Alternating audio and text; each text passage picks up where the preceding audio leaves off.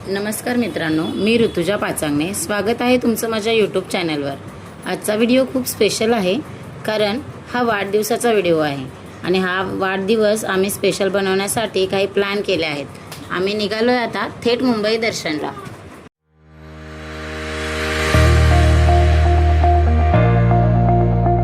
आम्ही खूप प्लॅन बनवले आणि ते खराब पण झाले, पण आजचा दिवस माझा वाढदिवस आणि रविवार असा सुवर्ण संधी आम्हाला मिळाली होती।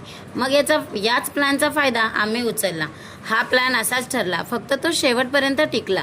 मानखुर्दहून चर्नी रोडला जायचा प्लॅन असल्याने मेगा ब्लॉक कसा आहे याचा पण विचार आम्हाला करायचा होता, पण आमच्या सुदैवाने हर्बल लाईनला आम्हाला कोणताही त्रास झाला नाही, कोणताही मेगा ब्लॉक नव्हता।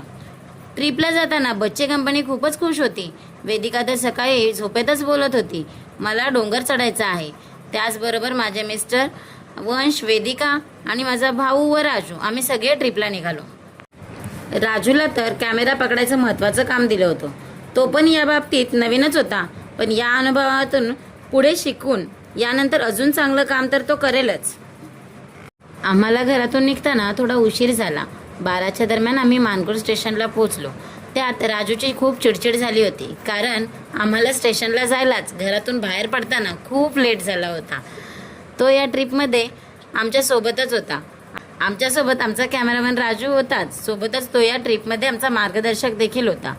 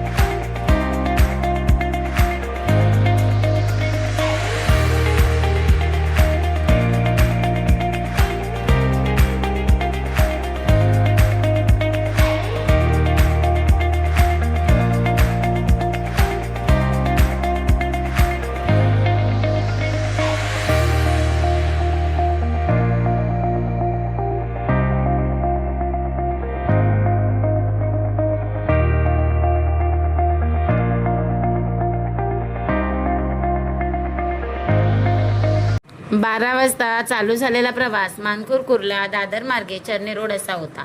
तब्बल 1 तासाच्या प्रवासानंतर आम्ही चर्नी रोडला पोहोचलो। या प्रवासात राजू खूपच एक्सायटेड होता।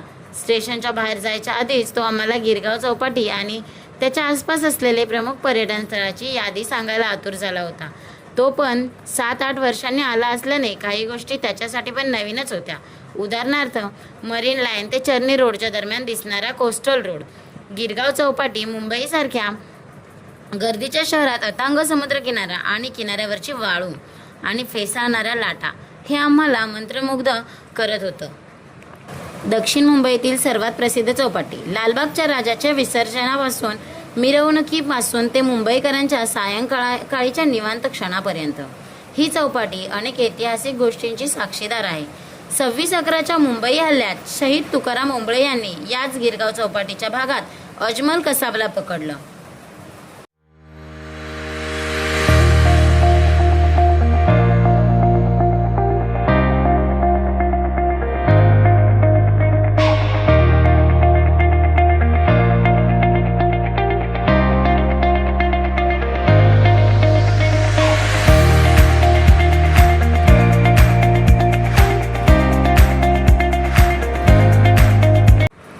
अरबी समुद्राच्या लाटा आणि वाळूत चालत घालवलेला वेळ, दररोजच्या जगण्यातला ताण कमी झाला। सोबतच वेदिका माझा हातच सोडत नव्हती, तर वंशला तर मोकळं मैदान मिळालं। बिचाऱ्या अतुल आणि राजूची मुलांकडे लक्ष देताना तारांबळ झाली।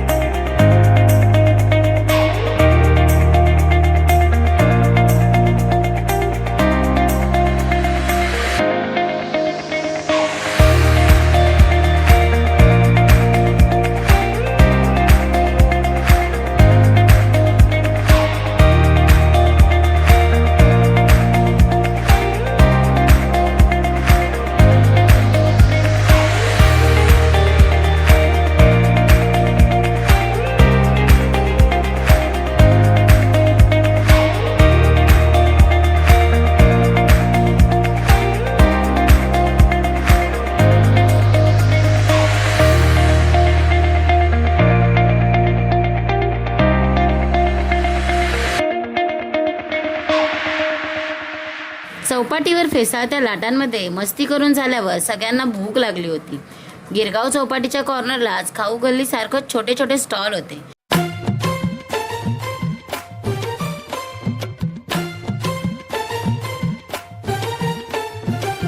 मी असं ऐकलं होतं की इथली भेळपुरी फेमस आहे.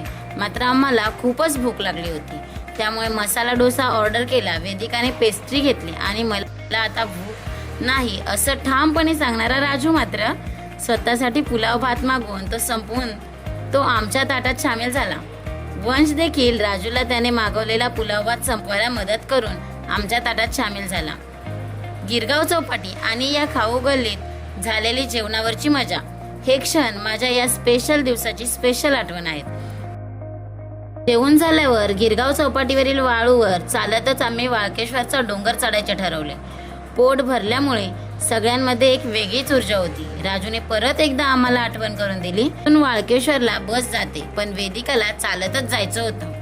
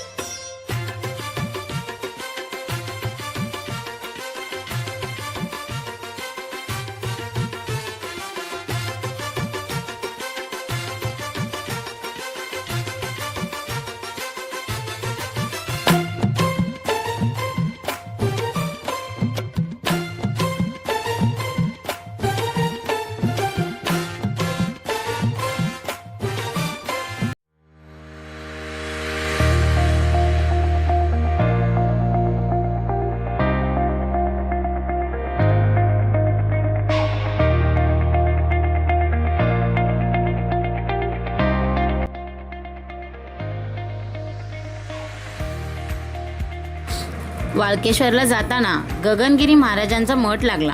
तो पार करून अर्धा तास चालून आम्ही कमला नेहरू पार्क पर्यंत पोहोचलो. आमच्यामध्ये असलेली उत्सुकता यामुळे चौपाटी ते कमला नेहरू पार्क हे जवळजवळ 1 ते 1.5 किलोमीटरचं अंतर आम्ही कधी पार केलं कळलंच नाही. मलबार हिलवरील असलेले हे पार्क 1952 मध्ये तयार करण्यात आलं होतं आणि इथे लहानपणांपासून मोठ्यांपर्यंत सगळ्यांनाच आकर्षण असलेला हा म्हातारीचा बूट. कमला नेहरू पार्कात वेदिका आणि वंशला म्हातारीचा बूट पाहायचा होता. त्यात जायचं होतं, पण त्याचं काम चालू होतं. गेटमधून आत गेल्यावर आमच्या बॅगा चेक केल्या. अतुलने सकाळपासून खांद्यावर घेतलेली बॅग त्याला तिथेच सोडावी लागली. म्हातारीच्या बुटाची मजा घेता येणार नाही याची निराशा फक्त राजूच्या चेहऱ्यावर होती. वेदिका वंश मात्र बागेमध्ये मस्त रमले. तिथे असलेले घसरगुंडी, झोपाळे, व्यायामात वापर होणाऱ्या बागेतल्या सर्व साहित्यांवर वेदिका वंश अगदी सहज वावरत होते. राजू, अतुल आणि यांनी देखील थोडीफार कसरत केली.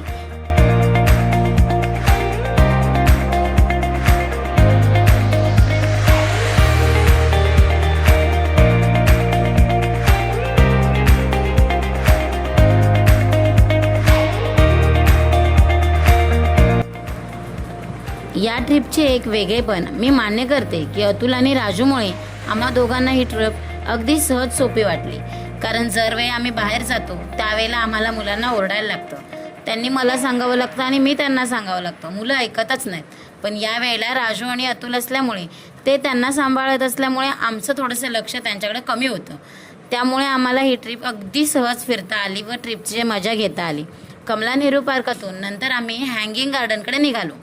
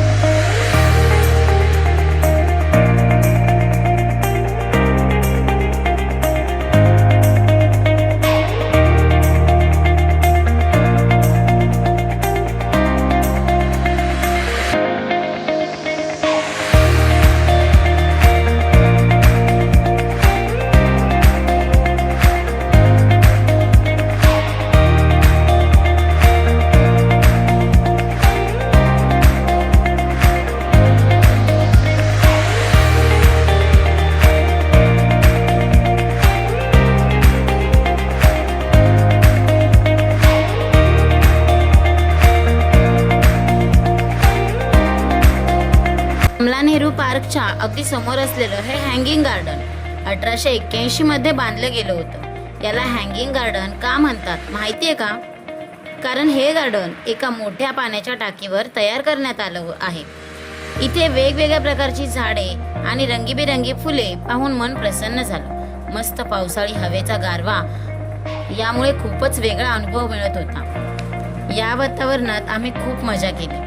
रील्स, फोटो, गप्पा यात खूप वेळ निघून गेला.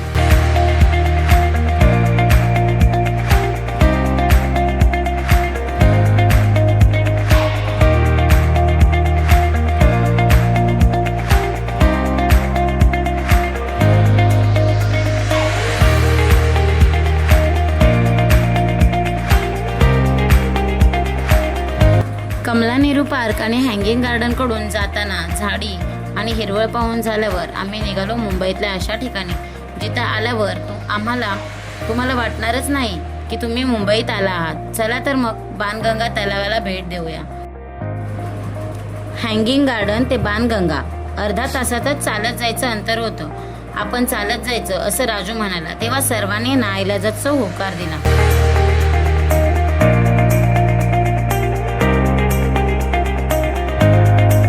आम्ही हँगिंग गार्डनकडून बाहेर निघालो. बाहेर निघाल्यानंतर आम्ही बस बघत होतो, पण राजू आणि वेदिकाला चालतच जायचं होते. आमचे पाय खूप दुखत होते. चालता चालता कधी पोचेल असं झालं होतं. तिथे अर्ध्यात गेल्यानंतर राजूवरती आणि वेदिकावरती सगळ्यांची चिडचिड होऊ लागली होती. आमचे पाय दुखतायत, रिक्षाने जाऊया, बसने जाऊया असे बोलत होते सगळे. पण ह्या लोकांचा हट्ट. गेलो चालत. शेवटी चालत गेल्यानंतर पाय खूप दुखायला लागले होते. मध्ये अधे बसावं असं वाटू लागलं. पण पोहोचलो शेवटी एकदाची बाणगंगेला. बाणगंगा येथे पोहोचल्यानंतर आमचे पाय दुखण्याचं सगळे दुःख आम्ही इथेच विसरलो. तिथला जो वातावरण, जे काही सुंदर रहस्य पाहून आम्हाला आनंद झाला व आमचे सगळे पायदुखी गायब झाले. मुंबईच्या गजबजाटात एक अतिशय शांत आणि आध्यात्मिक ठिकाण. प्रभू श्री राम वनवासात असताना तहान लागल्यावर इथे बाण मारून पाताळातून पाण्याचा प्रवाह निर्माण केला होता अशी मान्यता आहे. म्हणून याला बाणगंगा असे म्हणतात.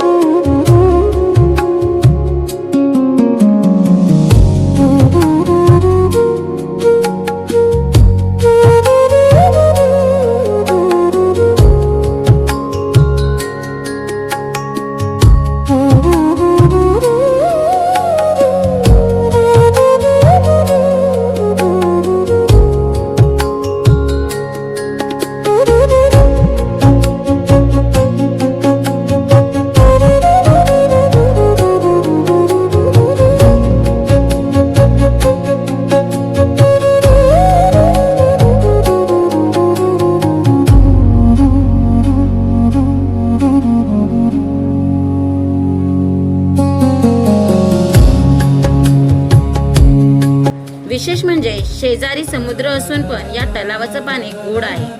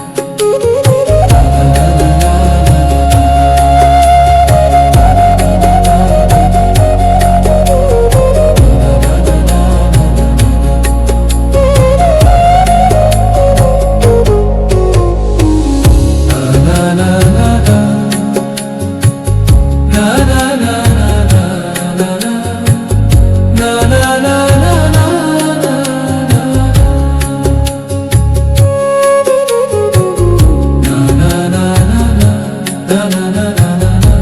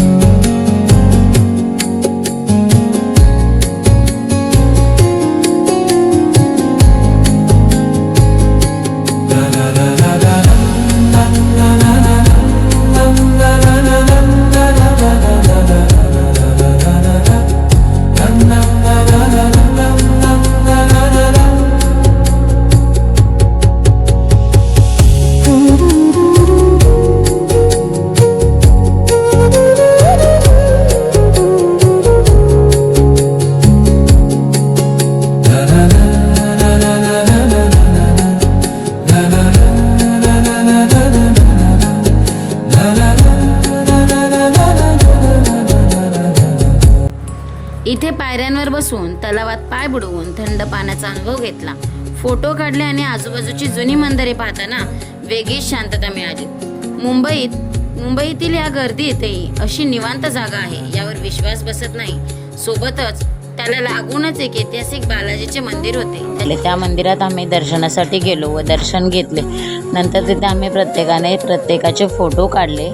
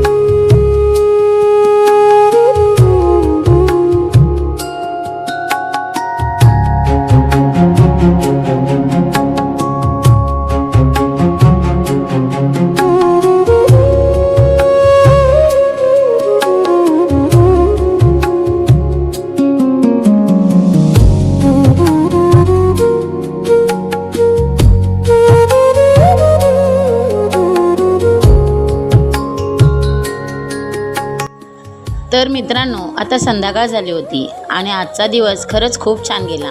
दिवसभर जास्त चालावं लागल्याने थोडासा थकवा जाणवत होता.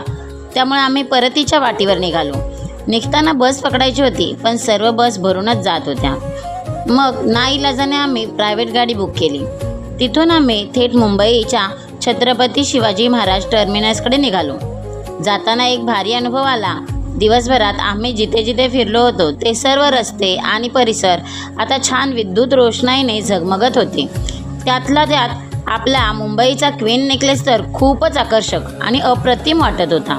अखेर आम्ही मुंबई छत्रपती शिवाजी टर्मिनस येथे उतरलो.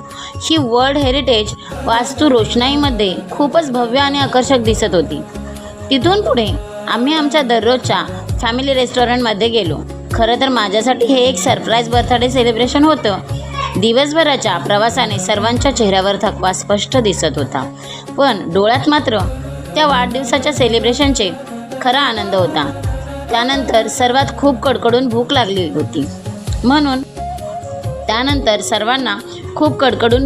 होती म्हणून पटकन जेवण मागवलं. सर्वांनी पोटभर जेवण केलं आणि आम्ही घराकडे निघालो. घरी जाता जाता दिवसभरात केलेली मजा, धमाल आणि आठवणींवर गप्पा मारत आम्ही सुखरूप घरी पोहोचलो. अशा प्रकारे आमचा हा फॅमिली पिकनिक प्लॅन एकदम सक्सेसफुल झाला. तर मित्रांनो, आमचा हा फॅमिली पिकनिक प्लॅन आणि त्यात केलेली मजा तुम्हाला कशी वाटली हे कमेंट करून नक्की सांगा. व्हिडिओ आवडला असेल तर लाईक करा, चॅनलला सबस्क्राईब करा, बेल आयकॉनवर क्लिक करा आणि आमच्या चॅनलला फॉलो करत राहा. अजून यापेक्षा छान छान व्हिडिओ आम्ही तुमच्यासाठी घेऊन येऊ. Thank you so much. Wish you all the best.